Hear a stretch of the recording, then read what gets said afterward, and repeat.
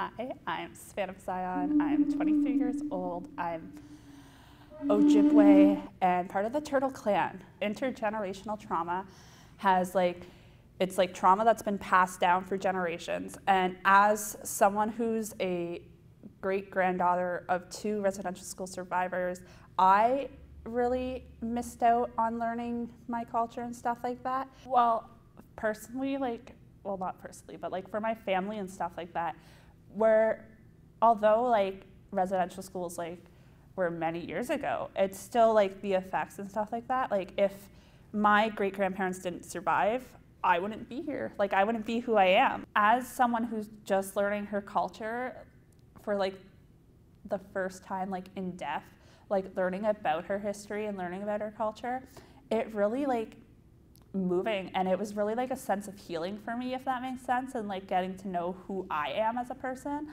And not only that, just getting to know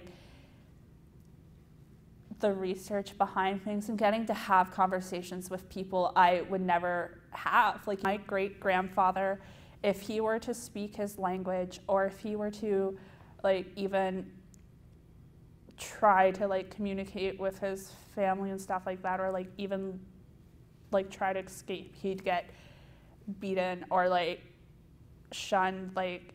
A lot of these children were forced to cut their hair and speak a language that they weren't known with, English, to be in a common denominator of society, which to me doesn't feel right. And I personally feel I was affected because I missed out on learning a lot about who I am as a person. Personally, I feel as if I weren't taught enough. I don't remember it ever being a big subject that was taught. In fact, up until 2 years ago, I really never really got a good lesson and stuff like that. But 2 years ago, I had a prof who put an entire lesson worth, because she was this is what needs to be taught. And I was yes, this needs to be taught, because it's when you look at the education system, it's always oh, French, geography, this stuff, or history. But when you dive into Canada's history, you don't dive into the part of history that we're in the wrong for. You look at it, and Canada is built off of racism. You're wow, you take a whole population and you throw them into a system that's supposed to be helping. You take these children away from their family, you throw them into a place, you make, you strip them from their culture, their traditions, their dancing, their singing, their language, music, earth and stuff like that are all big significance for Indigenous people. And being able to when you look back, you're oh, you're not connected. You look back and you're oh, residential schools, a lot of people are oh, that happened years ago, why does it matter now? And it still matters, because you root it back to these it's important conversation to have. Although we are moving forward, we're still stuck in a loop of what's right, what's wrong.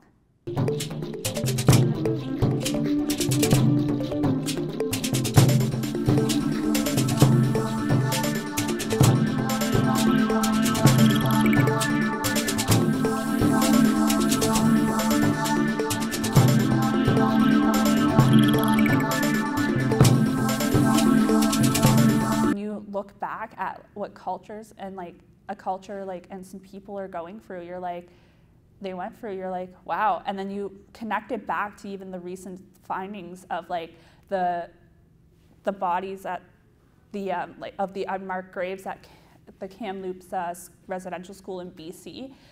A lot of people were oh, yeah, oh, that's traumatic, these bodies found. But if you were at say it was a public school, and you found unmarked graves of 250 students in a public school ground, there would be an outrage. And it's like, yeah, just because you don't think that the trauma passes down, or like that, like it affects someone personally, it does affect someone. And that's how intergenerational trauma works in a way.